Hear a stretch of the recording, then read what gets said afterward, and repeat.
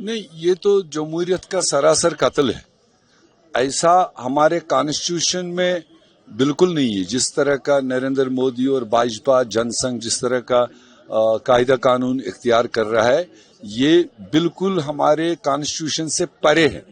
Constitution में हमारा हक है, हम प्रोटेस्ट कर सकते हैं, हम अपनी आवाज किसी जायज मसले को लेकर बुलंद कर सकते हैं, उसके लिए कोई ममानियत नहीं है।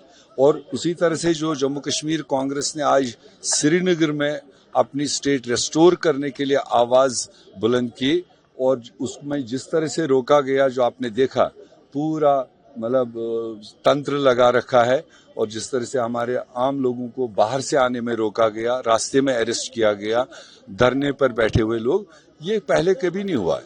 ये एक नया इनका कश्मीर है, जिस तरह का ये बता रहे हैं हम नया कश्मीर चला है, मगर जिसमें जमहूरियत नाम का कोई चीज नहीं है। आज ये प्रोटेस्ट हमने इस सपोर्ट में भी रखा था कि जो राहुल गांधी जी, खरगे जी ने जम्मू कश्मीर के लोगों की आवाज बुलंद करने के लिए जो खत लिखा है प्राइम मिनिस्टर को कि मॉनसून सेशन आ रहा है, उसमें आप लेजिस्लेशन ले आओ और जम्मू कश्मीर के लोगों को मच डिलेड अपने राइट्स वापस दो, ये उस सपोर्ट में था। ये कल जम्मू में होगा। ये 21-22 तारीख को दिल्ली तक जाने का हमारा प्रोग्राम है कि हम आवाज बुलंद करें। अपने लीडरों के उस समर्थन का हम अप्रिशिएट करते हैं और मुझे पूरा भरोसा है इंडिया ब्लॉक की कल मीटिंग है, उसमें भी तय होगा कि आने वाले सेशन में जम्मू कश्मीर के लोगों की ये जो ताकत है, ये वापस दिलाने का पुरजोर आवाज पार्लियामेंट में होगी। नेशनल इश्यूज है जो पूरे देश को कंसर्न है। मुझे लगता है कि 22 रन का सिक्योरिटी लैप्स वहां उठना चाहिए। पाकिस्तान के साथ जो एक्सरसाइज हुई उसमें क्या पाया क्या खोया, ये सरकार को बताना चाहिए और ट्रंप के जो इन्वॉल्वमेंट है उस पर सरकार को सफाई देनी चाहिए। फॉरेन मिनिस्टर ने जिस तरह से कहा कि हमने पाकिस्तान को पहले आगाह किया, उस पर उनकी जवाबदेही बनती है।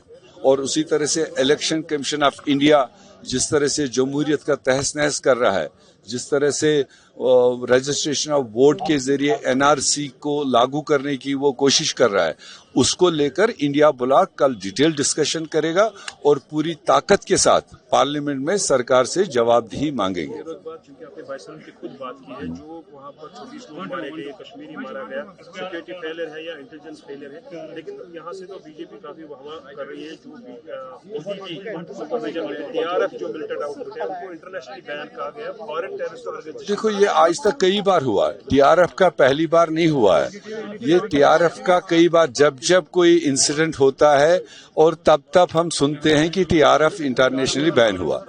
टीआरएफ तो दूर की बात है, जिस नरेंद्र मोदी ने स्टेट को तोड़ा, यूटी बनाया, सारे इख्तियारात अपने पास रखे, सारे इंटेलिजेंस अपरेट्स उसके पास में है, उसके बावजूद कई सारे वाक़े हुए। राजौरी का हुआ, कोटवा का हुआ, कोकरनाग का हुआ, रियासी का हुआ, बहुत सारे बड़े वाक़े हुए।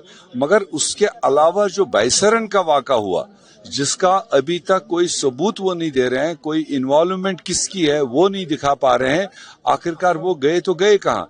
ये देश की सिक्योरिटी पर सबसे बड़ा सवाल है और ये जबरदस्त इस पर चर्चा और इस पर अपोजिशन जवाबदेही मांगेगी सरकार।